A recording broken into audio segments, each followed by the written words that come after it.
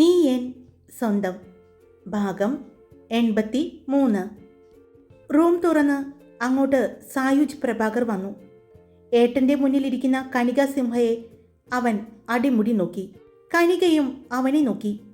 കനിക, ഇത് എൻ്റെ സഹോദരനാണ്, സായുജ് പ്രഭാകർ, അവൻ പറഞ്ഞു. ഹലോ. അവൾ പറഞ്ഞതും തിരിച്ച് സായുജും ഹലോ പറഞ്ഞു. ഏട്ടന് ഒരു കോളുണ്ട് എന്ന് പറഞ്ഞ് അവൻ അവൻ്റെ കയ്യിലുണ്ടായിരുന്ന ഫോൺ സഞ്ജീവിന് കൊടുത്തു. സഞ്ജീവ് സായുജിൻ്റെ കയ്യിൽ നിന്നും ഫോൺ വാങ്ങിക്കൊണ്ട് ഇപ്പോൾ വരാം എന്ന് പറഞ്ഞ് ഫോണുമായി പുറത്തേക്ക് പോയി. സായുജ് കനികയുടെ മുന്നിലിരുന്നു. അവൻ കനികയെ ഒന്ന് നോക്കി. കനിക, എന്തെങ്കിലും ബിസിനസ് കാര്യമായിട്ട് സംസാരിക്കാൻ വന്നതാണോ? അവൻ ചോദിച്ചു. അതെ സായുജ്. പിന്നീട് താൻ സഞ്ജീവിനോട് പറഞ്ഞ കാര്യങ്ങളെല്ലാം തന്നെ സായുജിനോടും പറഞ്ഞു. എല്ലാം കേട്ടതിന് ശേഷം എന്നിട്ട് ഏട്ടൻ എന്താ പറയുന്നത്? അവൻ ചോദിച്ചു. അത് സഞ്ജീവ് പറയുന്നത് താല്പര്യമില്ല എന്ന് തന്നെയാണ്. ചന്ദ്രമൗലി ഗ്രൂപ്പ് എനിക്ക് നന്നായി നോക്കാൻ പറ്റുമെന്ന് സഞ്ജീവ് പറയുന്നു. പക്ഷേ ഞാനിപ്പോൾ ബിസിനസ് രംഗത്തേക്ക് ഇറങ്ങിയതേ ഉള്ളൂ. ഇത്രയും നാളും അച്ഛനായിരുന്നു കാര്യങ്ങളെല്ലാം നോക്കിയത്. ഇനി ഇങ്ങനെ മുന്നോട്ട് പോയാൽ പറ്റില്ല എന്ന് തോന്നിയപ്പോഴാണ് ഞാൻ ഇറങ്ങിയത്. ഇറങ്ങിക്കഴിഞ്ഞപ്പോഴാണ് വളരെ പ്രശ്നങ്ങളോടെയാണ് ചന്ദ്രമൗലി ഗ്രൂപ്പ് കടന്നു പോകുന്നത് എന്നറിഞ്ഞത്. പിന്നെ എനിക്ക് ഒറ്റയ്ക്ക് അത് ശരിയാക്കാൻ പറ്റുമെന്ന് തോന്നിയില്ല. അതുകൊണ്ടാണ് ഞാൻ ഹൈദരാബാദിൽ നിന്ന് ഇവിടം വരെ വന്ന് സഞ്ജീവിനെ കാണണമെന്ന് തീരുമാനിച്ചത്, അവൾ പറഞ്ഞു. അവൾ സംസാരിക്കുമ്പോഴും സായുജ് അവളെ ഒഴിഞ്ഞു നോക്കുന്നുണ്ടായിരുന്നു. അപ്പോഴേക്കും സഞ്ജീവ് ഫോണിൽ സംസാരിച്ച് കഴിഞ്ഞ് വന്നു. അവിടെയുള്ള സോഫയിലായിട്ട് ഇരുന്നു. എന്നിട്ട് കനിക എന്ത് തീരുമാനിച്ചു? ഒറ്റയ്ക്ക് ബിസിനസ് വീണ്ടും ഉയർത്തിക്കൊണ്ടുവരാൻ തനിക്ക് സാധിക്കില്ലേ? സഞ്ജീവ് ചോദിച്ചു. ഞാൻ പറഞ്ഞല്ലോ, ഞാൻ പുതിയതായി കടന്നു വന്ന ഒരാളാണ്. അതും തകർച്ചയിലേക്ക് പോയിക്കൊണ്ടിരിക്കുന്ന ഒരു ബിസിനസ്. അതെനിക്ക് ഉയർച്ചയിലേക്ക് കൊണ്ടുവരാൻ ഒറ്റയ്ക്ക് പറ്റില്ല. എത്രയൊക്കെ ശ്രമിച്ചാലും എൻ്റെ കൂടെ എനിക്ക് ഒരു സപ്പോർട്ടായിട്ട് നിങ്ങളെപ്പോലെയുള്ള ആരെങ്കിലും ഉണ്ടായേ പറ്റൂ. എന്നെ ഒന്ന് ഹെൽപ്പ് ചെയ്യാൻ പാടില്ലേ നിങ്ങൾക്ക്? സത്യത്തിൽ കനിക എന്താ ഉദ്ദേശിക്കുന്നത്? ആ ടെൻഡർ ഞാൻ വിട്ടുതരണം എന്നാണോ? അതിൽ നിന്നും ഞാൻ ഒഴിവായി കഴിഞ്ഞാൽ അത് തനിക്ക് പിടിക്കാൻ പറ്റുമെന്ന് എന്താണ് ഉറപ്പ്? കാരണം SRD ഗ്രൂപ്പ് മാത്രമേ അതിൽ നിന്ന് പിന്മാറിയിട്ടുള്ളൂ. SS ഗ്രൂപ്പ് ഇതുവരെ അതിൽ നിന്നും പിന്മാറിയിട്ടില്ല. അതുകൊണ്ട് ഞാനിപ്പോൾ തനിക്ക് വേണ്ടി അത് വിട്ടുതരാൻ ശ്രമിച്ചിട്ടും കാര്യമില്ല. അത് SS ഗ്രൂപ്പ് പിടിക്കും, സഞ്ജീവ് പറഞ്ഞു. കനിക, സത്യത്തിൽ കനിക, ഇത് പ്രഭാകർ ഗ്രൂപ്പും SS ഗ്രൂപ്പും തമ്മിലുള്ള ഒരു പോരാട്ടമാണ്. അതിനിടയിൽ താൻ വരാതിരിക്കുന്നതാണ് നല്ലത് എന്നാണ് എൻ്റെ അഭിപ്രായം, സായുജ് പറഞ്ഞു. അത് കേട്ട് കനിക സഞ്ജീവിനെ നോക്കി. ചെറുപുഞ്ചിരിയോടെ അവളുടെ മുന്നിൽ ഇരിക്കുന്നുണ്ട്. മുന്നിൽ ലാപ്ടോപ്പിൽ എന്തോ നോക്കുന്നുണ്ട്. എന്നാലും ശ്രദ്ധ ഇങ്ങോട്ട് തന്നെയാണ്. അപ്പോൾ ഞാൻ ആ ടെൻഡർ കാത്തിരുന്നിട്ട് കാര്യമില്ല അല്ലേ? കനിക ചോദിച്ചു. പറഞ്ഞല്ലോ കനിക, ഞങ്ങൾ വിട്ടു തന്നിട്ടും ഒരു കാര്യവുമില്ല. തന്നെ സഹായിക്കാം എന്ന് വെച്ചാലും കാര്യമില്ല. കാരണം ഇതിന് പുറകിൽ ഒരുപാട് പേരുണ്ട്. എല്ലാവരും ഇത് കിട്ടില്ല എന്ന് ഉറപ്പിച്ചുകൊണ്ട് തന്നെയാണ് ഇപ്പോഴും ആ ടെൻഡറിന് വേണ്ടി ഇറങ്ങിയിരിക്കുന്നത്. SS ഗ്രൂപ്പ് ഉള്ളിടത്തോളം കാലം അത് കിട്ടില്ല എന്നറിയാം. പിന്നെ SS ഗ്രൂപ്പ് പിന്മാറിക്കഴിഞ്ഞാൽ തൊട്ടുപുറകെ പ്രഭാകർ ഗ്രൂപ്പ് അത് പിടിക്കും. അതും മാറിക്കഴിഞ്ഞാൽ ഞങ്ങൾക്ക് പുറകെ അടുത്ത ടീമുണ്ട്. അതുകൊണ്ട് ചന്ദ്രമൗലി ഗ്രൂപ്പ് തൽക്കാലത്തേക്ക് ടെൻഡറിൽ നിന്നും മാറി നിൽക്കുന്നതാണ് നല്ലത് എന്നാണ് എൻ്റെ അഭിപ്രായം, വീണ്ടും സായുജ് പറഞ്ഞു. ലാപ്ടോപ്പിൽ വർക്ക് ചെയ്തുകൊണ്ടിരിക്കുന്ന സഞ്ജീവിനെ അവളൊന്ന് നോക്കി. അവൾ അല്പസമയം മിണ്ടാതിരുന്നു. അപ്പോഴേക്കും അവർക്കുള്ള കോഫിയുമായിട്ട് സ്റ്റാഫ് വന്നു. താൻ കോഫി കുടിക്ക്, അവൾക്ക് മുന്നിലേക്ക് കോഫി കപ്പ് നീട്ടി വെച്ചുകൊണ്ട് സായുജ് പറഞ്ഞു. അപ്പോഴും അവളുടെ ശ്രദ്ധ മുഴുവനും സഞ്ജീവിൽ ആയിരുന്നു. അല്പസമയത്തെ നിശബ്ദതയ്ക്ക് ശേഷം സഞ്ജീവ്, കനിക വിളിച്ചതും അവൻ തലയുയർത്തി അവളെ നോക്കി. ഞാൻ മറ്റൊരു കാര്യം പറഞ്ഞാൽ അത് ചെയ്തു തരാൻ പറ്റുമോ? അവൾ ചോദിച്ചു. ആദ്യം താൻ കാര്യം പറയേ, അതിനുശേഷം ഞാൻ പറയാം എന്ന് പറഞ്ഞ് ലാപ്ടോപ്പ് മടക്കി വെച്ചുകൊണ്ട് അവൻ അവളുടെ മുഖത്തേക്ക് നോക്കി. എന്നാൽ പിന്നെ ചന്ദ്രമൗലി ഗ്രൂപ്പുമായിട്ട് ഒരു 5 വർഷം പാർട്ട്ണർഷിപ്പിൽ മുന്നോട്ട് പോകാൻ പ്രഭാകർ ഗ്രൂപ്പിന് താല്പര്യമുണ്ടാകുമോ? അവൾ ചോദിച്ചു. കിട്ടുന്ന ലാഭത്തിൻ്റെ എല്ലാം തുല്യമായിട്ട് 5 വർഷം എൻ്റെ കൂടെ നിന്ന് എനിക്ക് ചന്ദ്രമൗലി ഗ്രൂപ്പ് ഉയർത്തിക്കൊണ്ടുവരാൻ എന്നെ ഒന്ന് സഹായിക്കുമോ? അവൾ ചോദിച്ചു. സഞ്ജീവ് സായുജിനെ നോക്കി. കനിക, താൻ ഇത്രയൊക്കെ ഇവിടെ പറയുന്നതിലും കുറച്ചുകൂടി എളുപ്പം തനിക്ക് ശ്രീദേവിനോട് സംസാരിക്കുന്നതല്ലേ? ശ്രീദേവ് ആകുമ്പോൾ കുറച്ചുകൂടി തനിക്ക് കാര്യങ്ങൾ തുറന്നു പറയാനും തന്നെ സഹായിക്കാനും ശ്രീദേവ് തയ്യാറാകും എന്ന് എനിക്ക് തോന്നുന്നു, സഞ്ജീവ് പറഞ്ഞു. ഞാൻ പറഞ്ഞല്ലോ സഞ്ജീവ്, എനിക്കൊരു കാര്യം പറഞ്ഞ് ശ്രീദേവിൻ്റെ മുന്നിൽ ചെന്ന് നിൽക്കാൻ താല്പര്യം ഇല്ലാത്തത് കൊണ്ടാണ്. തോറ്റു ഞാൻ അവൻ്റെ മുന്നിൽ ചെന്ന് നിൽക്കില്ല എന്ന് ഞാൻ തീരുമാനിച്ചിട്ടുണ്ട്. അതുകൊണ്ട് മാത്രമാണ് ഞാനിപ്പോൾ ഇവിടെ സഹായം തേടി വന്നത്, അവൾ പറഞ്ഞു. സഞ്ജീവ് കുറച്ച് സമയം ഒന്ന് ആലോചിച്ചതിന് ശേഷം, ശരി, ഞാൻ ആലോചിച്ചിട്ട് പറയാം. താനിപ്പോൾ ചെല്ല്. എനിക്ക് പെട്ടെന്ന് തീരുമാനമെടുക്കാൻ പറ്റില്ല. കാരണം ചെറിയൊരു തീരുമാനമല്ല ഞാൻ എടുക്കാൻ പോകുന്നത്. തകർച്ചയിലേക്ക് വീണുകൊണ്ടിരിക്കുന്ന ചന്ദ്രമൗലി ഗ്രൂപ്പിനെ ഉയർച്ചയിലേക്ക് കൊണ്ടുവന്നാൽ എനിക്കെന്ത് ലാഭം? അതെല്ലാം ഞാൻ ആലോചിക്കണ്ടേ? ഞാൻ ഒറ്റയ്ക്ക് ചെയ്താലും താൻ പറഞ്ഞതുപോലെ കിട്ടുന്ന ലാഭം എനിക്ക് മുഴുവനായിട്ട് എടുക്കാം. പക്ഷേ ഇപ്പോൾ അതിൽ ഞാൻ കഷ്ടപ്പെടുകയും ചെയ്യണം, അതിൻ്റെ ലാഭത്തിൽ പകുതി തനിക്ക് തരികയും ചെയ്യണം. അപ്പോൾ എനിക്ക് ശരിക്കും ആലോചിക്കേണ്ടതുണ്ട്, സഞ്ജീവ് പറഞ്ഞു. സഞ്ജീവ്, ഞാനും കൂടെയുണ്ടാകും എല്ലാത്തിനും. എന്നാലല്ലേ എനിക്ക് കാര്യങ്ങളൊന്ന് കണ്ടറിഞ്ഞ് ചെയ്യാൻ പറ്റൂ. എൻ്റെ കൂടെ ഒന്ന് സപ്പോർട്ട് ചെയ്താൽ മാത്രം മതി, അവൾ പറഞ്ഞു. ഞാൻ പറഞ്ഞല്ലോ കനിക, ഞാൻ ആലോചിച്ചിട്ട് പറയാം. ഇപ്പോൾ താൻ ചെല്ല്, നമുക്ക് പിന്നെ കാണാം. ഞാനിപ്പോൾ അല്പം ബിസിയാണ്. നിങ്ങൾ കുറച്ച് ദിവസം എന്തായാലും മൂന്നാർ ഉണ്ടാകില്ലേ? സഞ്ജീവ് ചോദിച്ചു. ഉണ്ടാകും, കുറച്ച് ദിവസം ഞാൻ ഉണ്ടാകും. എന്തായാലും സഞ്ജീവിൻ്റെ മറുപടി കിട്ടിയിട്ട് ഞാൻ പോകൂ, അവൾ പറഞ്ഞു. അപ്പോൾ ഇവിടെ ഒറ്റയ്ക്കാണോ? സഞ്ജീവ് ചോദിച്ചു. ഇല്ല, ഫാമിലിയായിട്ടാണ് വന്നിരിക്കുന്നത്. ദാദയും ദാദിയും എല്ലാം ഉണ്ട് ഇവിടെ. പിന്നെ എൻ്റെ ഫാമിലിയും എല്ലാവരും വന്നിട്ടുണ്ട് ഹൈദരാബാദിൽ നിന്ന്. ഞങ്ങൾ കഴിഞ്ഞ ദിവസം എത്തി. ശ്രീദേവിൻ്റെ വീട്ടിലേക്കാണ് വന്നത്. അവിടെ നിന്നും 3-4 ദിവസത്തെ ഒരു ട്രിപ്പായിട്ട് ഞങ്ങൾ മൂന്നാർക്ക് വന്നതാണ്, അവൾ പറഞ്ഞു. അത് കേട്ട് സായൂജും സഞ്ജീവും പരസ്പരം നോക്കി. അപ്പോൾ നിങ്ങൾ ശ്രീദേവിൻ്റെ ഇവിടെയുള്ള വീട്ടിലായിരുന്നോ? സായൂജ് ചോദിച്ചു. ഇല്ല, ഞങ്ങൾ ശ്രീദേവിൻ്റെ മുത്തശ്ശൻ്റെ വീട്ടിലായിരുന്നു. തൃശ്ശൂരുള്ള തറവാട്ടിൽ അവിടെയായിരുന്നു. അവിടെ ശ്രീദേവിൻ്റെ അച്ഛനും അമ്മയും ഉണ്ട്. അവർ രണ്ടുപേരും വന്നിട്ടില്ല.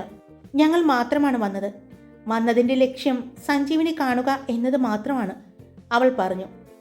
എന്നാ നിങ്ങൾ തിരിച്ച് തൃശ്ശൂർക്ക് പോയിക്കോളൂ. ഞങ്ങൾ 2-3 ദിവസം കഴിഞ്ഞ് എറണാകുളത്തേക്ക് പോകും, ഞങ്ങളുടെ തറവാട്ടിലേക്ക്. വിഷു വരികയല്ലേ, അതുകൊണ്ട് അവിടെയായിരിക്കും. അതിനുശേഷം നമുക്ക് കാണാം, സഞ്ജീവ് പറഞ്ഞു. ഞങ്ങളും ശ്രീദേവിൻ്റെ തറവാട്ടിലേക്ക് പോകും. വിഷുവും പിന്നെ അവിടുത്തെ അമ്പലത്തിലെ ഉത്സവവുമാണ്. അതുകൂടി ആഘോഷിക്കാനായിട്ട് വന്നതാണ്. ഞങ്ങൾ മാത്രമല്ല, വേറെയും കുറച്ച് പേര് അവിടെയുണ്ട്, കുറച്ച് പെൺകുട്ടികൾ, അവൾ പറഞ്ഞു. എന്നാൽ പിന്നെ നമുക്ക് ആഘോഷങ്ങളെല്ലാം കഴിഞ്ഞിട്ട് കാണാം. അത് കഴിഞ്ഞിട്ടാണല്ലോ ടെൻഡറിൻ്റെ ഡേറ്റ്. അതിനു മുമ്പ് നമുക്ക് സംസാരിക്കാം. അപ്പോഴേക്കും താൻ ശരിക്കും ആലോചിക്കണം, എന്നിട്ട് തീരുമാനിക്കാം. ഇതിൽ തന്നെ ഉറച്ചു നിൽക്കാനാണ് തീരുമാനമെങ്കിൽ നമുക്ക് വീണ്ടും കാണാം, സഞ്ജീവ് പറഞ്ഞു. അപ്പോഴാണ് സായൂജിൻ്റെ ഫോൺ റിങ് ചെയ്യുന്നത്. ഫോൺ നോക്കിയതും വീട്ടിൽ നിന്നാണ് എന്ന് കണ്ടതും അമ്മയാണ്. വീട്ടിൽ നിന്നും, സായൂജ് പറഞ്ഞുകൊണ്ട് ഫോൺ അറ്റൻഡ് ചെയ്തു. എന്താ അമ്മേ? സായു, അവിടെ സഞ്ജു ഉണ്ടോ? അമ്മ ചോദിച്ചു. ഉണ്ടല്ലോ, ഞാനും ഏട്ടനും ഒരുമിച്ചുണ്ട്, അവൻ പറഞ്ഞു. നിങ്ങൾ രണ്ടുപേരും വിഷുവിന് ഇങ്ങോട്ട് വരില്ലേ? അമ്മ ചോദിച്ചു. വരുമല്ലോ, ഇപ്രാവശ്യം എത്തണമെന്ന് പറഞ്ഞ് മുത്തശ്ശനെ വിളിച്ചിട്ടുണ്ട്, അവൻ പറഞ്ഞു. അതെ, അച്ഛൻ എന്തൊക്കെയോ തീരുമാനങ്ങൾ നിങ്ങളുടെ കാര്യത്തിൽ എടുക്കണം എന്ന് പറഞ്ഞാണ് വിളിച്ചത്. പക്ഷേ ഈ പ്രാവശ്യത്തെ വിഷുവിന് വേണുവിനെയും ഫാമിലിയെയും വിളിച്ചിട്ടുണ്ടായിരുന്നു. പക്ഷേ അവർ ഉണ്ടാകില്ല എന്നാണ് പറയുന്നത്. സഞ്ജുവിൻ്റെയും ദക്ഷമോളുടെയും കാര്യത്തിൽ ഒന്നുകൂടി സംസാരിക്കാം എന്ന് പറഞ്ഞതായിരുന്നു. ഇനിയിപ്പോൾ അത് വേറൊരു ദിവസം ആകട്ടെ എന്നാണ് പറയുന്നത്. അല്ലെങ്കിൽ അവർ പോയി വന്നിട്ട് നമുക്ക് അങ്ങോട്ട് പോകാം. അവർ വീട്ടിലുള്ള ദിവസം നോക്കി എന്നാ മുത്തശ്ശൻ പറയുന്നത്. അവരെവിടെ പോയിരിക്കുകയാണ്? സായുധ് ചോദിച്ചു. അവർക്ക് ഒരു ഫാമിലി ഫ്രണ്ടിൻ്റെ വീട്ടിൽ ഇപ്രാവശ്യം വിഷുവിന് ക്ഷണിച്ചിട്ടുണ്ടെന്ന്. ദക്ഷമോള് എല്ലാം ഇപ്പോഴേ അവിടെ തന്നെയാണ്. പിന്നെ ദയയുടെ കാര്യം പറയണ്ടല്ലോ, അവളും ഷൂട്ടിങ്ങും ആയിട്ട് തിരക്കാണ്. പക്ഷേ വിഷുവിന് ഇപ്രാവശ്യം അവളും അവരുടെ കൂടെ ഉണ്ടെന്നാണ് ഞാൻ രാവിലെ വിളിച്ചപ്പോൾ രൂപശ്രീ പറഞ്ഞത്. എന്തായാലും നിങ്ങൾ വാ, ഇപ്രാവശ്യത്തെ വരവിന് എന്തായാലും ഇതിലൊരു തീരുമാനം ഉണ്ടാക്കണം എന്ന് തന്നെയാണ് എല്ലാവരും പറയുന്നത്. നമുക്കവരെ നേരിട്ട് പോയി കാണാം. ഈ സഞ്ജു ഒന്നും പറയാത്തത് കൊണ്ടാണ് ഇത്രയും നീണ്ടുപോയത്. അല്ലെങ്കിൽ പണ്ടേ നമുക്ക് ഇത് ഉറപ്പിച്ചു വയ്ക്കായിരുന്നു. ആ കുട്ടി ഹൈദരാബാദെല്ലാം പോയി പഠിക്കുകയാണ്. വല്ല ഇഷ്ടവും മറ്റും ഉണ്ടായാൽ പിന്നെ പറഞ്ഞിട്ട് കാര്യമില്ല. പെൺകുട്ടികളുടെ മനസ്സല്ലേ. അമ്മ പറയുന്നത് കേട്ട് സായൂജ് പുഞ്ചിരിയോടെ സഞ്ജുവിനെ നോക്കി. എന്തായാലും ഞങ്ങൾ അങ്ങോട്ട് വരാം, നാളെ ഞങ്ങൾ അവിടെ എത്തും. സായുജ് പറഞ്ഞുകൊണ്ട് ഫോൺ കട്ട് ചെയ്തു. എന്നാൽ പിന്നെ നമുക്ക് പിന്നെ സംസാരിക്കാം, ആഘോഷങ്ങളെല്ലാം കഴിഞ്ഞു വന്നിട്ട് എന്ന് പറഞ്ഞുകൊണ്ട് അവിടെ നിന്നും സഞ്ജീവ് എഴുന്നേറ്റു. പിന്നെ അവിടെ ഇരുന്നിട്ട് കാര്യമില്ല എന്ന് മനസ്സിലായ കനികയും അവിടെ നിന്നും എഴുന്നേറ്റു. അപ്പോൾ നമുക്ക് പിന്നെ കാണാം എന്ന് പറഞ്ഞുകൊണ്ട് സഞ്ജീവ് അവിടെ നിന്നും റൂമിലേക്ക് കയറിപ്പോയി. കനിക അവൻ പോകുന്നത് നോക്കി നിന്നു. അവൾ നോക്കി നിൽക്കുന്നത് കണ്ട് സായുജ് അവളുടെ അടുത്തേക്ക് വന്നു. ധൈര്യമായിട്ട് ചെല്ല്, ഏട്ടനോട് ഞാൻ സംസാരിക്കാം. ഏട്ടൻ ഇതിന് സമ്മതിച്ചാ എനിക്കെന്താ ഗുണം? അവൻ അവളുടെ ചെവിയുടെ അടുത്ത് വന്ന് ചോദിച്ചതും അവൾ അവൻ്റെ മുഖത്തേക്ക് നോക്കി. ഒരു പുഞ്ചിരിയോടെ അവളുടെ മുഖത്തേക്ക് തന്നെ നോക്കി നിൽക്കുന്ന സായുജിനെ കണ്ടതും അവൾ, എനിക്ക് ശ്രീദേവിൻ്റെ മുന്നിൽ തോറ്റുകൊടുക്കാൻ പറ്റില്ല, അതുകൊണ്ട് ഇതെനിക്ക് കിട്ടിയേ പറ്റൂ, അതിനുവേണ്ടി എന്തും ഞാൻ ചെയ്യും, അവൾ പറഞ്ഞു. തനിക്ക് ഈ ശ്രീദേവിനെ കയറി പ്രേമിച്ചാൽ പോരായിരുന്നോടോ? അവൻ ഭരിക്കുന്ന ബിസിനസ് ഗ്രൂപ്പും എല്ലാം തൻ്റെ കൈക്കുള്ളിൽ വരില്ലേ? സായുജ് കുടിലതയോടെ ചോദിച്ചതും എനിക്ക് ശ്രീദേവിന് ഇഷ്ടമാണ്, ഞാനത് നേരിട്ട് പറഞ്ഞിട്ടുണ്ട്. പക്ഷേ അവനത് നിഷ്കരണം തള്ളി. അവൻ ഒരിക്കലും എന്നെ വിവാഹം കഴിക്കാൻ പറ്റില്ല എന്ന് തന്നെ പറഞ്ഞു. പക്ഷേ ഇപ്രാവശ്യത്തെ ഈ വരവിന് ആ തറവാട്ടിലേക്കുള്ള ഞങ്ങളുടെ വരവ് പോലും ദാദിയും ഇതിനെപ്പറ്റി സംസാരിക്കാൻ വേണ്ടി വന്നിരിക്കുന്നതാണ്. പക്ഷേ എനിക്കെന്തൊക്കെയോ സംശയങ്ങളുണ്ട്. അവൻ്റെ മനസ്സിൽ മറ്റേതോ ഒരു പെൺകുട്ടി ഉണ്ടെന്ന് തോന്നുന്നു. അവൻ തുറന്ന് പറഞ്ഞിട്ടില്ല, അവൻ്റെ പെരുമാറ്റത്തിൽ നിന്നും എനിക്ക് തോന്നിയതാണ്. ഇപ്പോൾ അവരുടെ തറവാട്ടിൽ കുറച്ച് പെൺകുട്ടികൾ വന്നിട്ടുണ്ട്, അവരുടെ ഫ്രണ്ട്സാണെന്നാണ് പറയുന്നത്. പക്ഷേ അതിൽ ശ്രീദേവിൻ്റെ പ്രണയമുണ്ടോ എന്ന് എനിക്ക് ചെറിയൊരു സംശയമുണ്ട്. അവൾ പറഞ്ഞതും സായുജ് അവളെ നോക്കി. അപ്പോൾ ശ്രീദേവിൻ്റെ കാര്യം നോക്കണ്ട അല്ലേ? എന്നാ പിന്നെ ഇങ്ങനെ ഒരു ബിസിനസ് പ്രപ്പോസൽ തനിക്ക് ശ്രീദേവിൽ വയ്ക്കായിരുന്നില്ലേ? സായുജ് ചോദിച്ചു. ഞാൻ ശ്രീദേവിനോട് പറഞ്ഞതാണ് ചന്ദ്രമൗലി ഗ്രൂപ്പിനോടൊപ്പം SRD ഗ്രൂപ്പുമായി മെർജ് ചെയ്യാൻ. അതിനും അവൻ തയ്യാറായില്ല. അവൻ പറയുന്നത് അവൻ ഒറ്റയ്ക്ക് ഉയർത്തിക്കൊണ്ടുവന്ന ബിസിനസ് ഗ്രൂപ്പ് മറ്റൊരു ഗ്രൂപ്പുമായി മെർജ് ചെയ്യാൻ അവന് താല്പര്യമില്ല എന്ന് പറയുന്നത്. അതും അവൻ്റെ സ്വന്തം ഫാമിലി ഗ്രൂപ്പായ ചന്ദ്രമൗലി ഗ്രൂപ്പ്.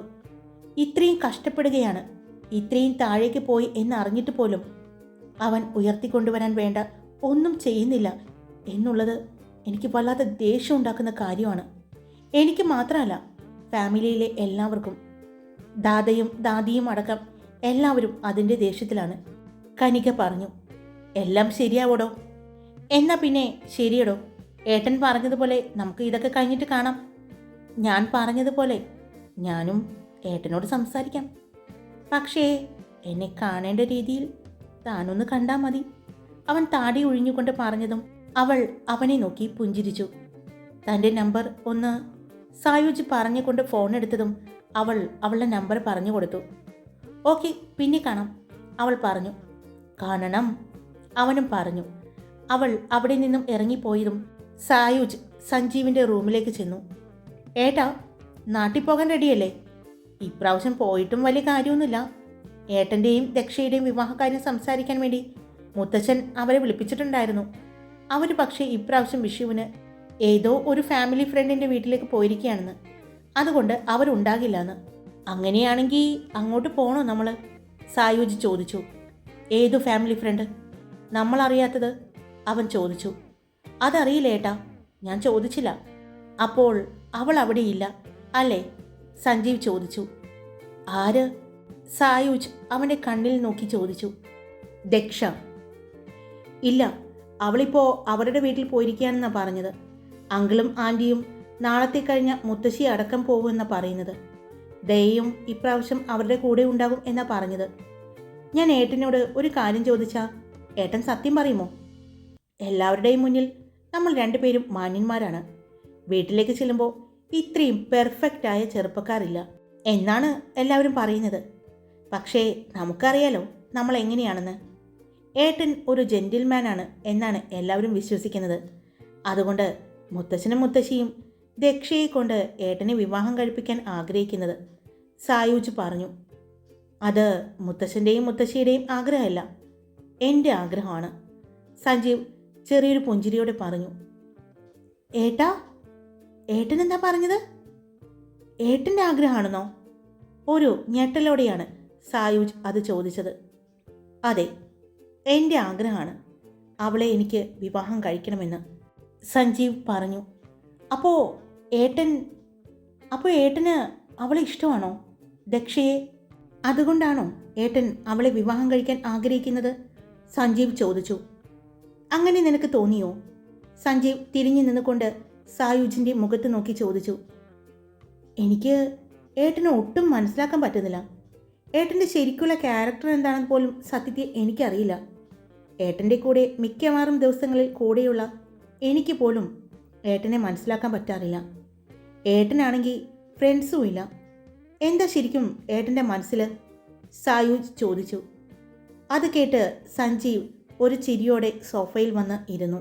അവൻ്റെ ചിരിയുടെ അർത്ഥം മനസ്സിലാവാതെ അവൻ്റെ മുന്നിൽ വന്ന് സായൂജും ഇരുന്നു. എന്താ ഏട്ടാ, ഒന്ന് പറഞ്ഞതാ ഏട്ടൻ്റെ മനസ്സിൽ എന്താണെന്ന്? സായൂജ് വീണ്ടും ചോദിച്ചു. അതിനും അവനൊന്ന് പുഞ്ചിരിക്കുക മാത്രമാണ് ചെയ്തത്. ഹായ്, എല്ലാവരും സുഖമായിട്ടിരിക്കുന്നോ? ഞാൻ സുഖമായിട്ടിരിക്കുന്നു. അപ്പോൾ സ്റ്റോറി ഇട്ടിട്ടുണ്ടേ. ഇഷ്ടപ്പെട്ടാൽ ലൈക്ക് ചെയ്യുക, ഹൈപ്പ് ചെയ്യുക, നിങ്ങളുടെ അഭിപ്രായങ്ങൾ കമൻറ്റ് ചെയ്യുക. സബ്സ്ക്രൈബ് ചെയ്ത് കേൾക്കുന്നവരുണ്ടെങ്കിൽ സബ്സ്ക്രൈബ് ചെയ്ത് സപ്പോർട്ട് ചെയ്യുക. Love you all. It's me Karthika.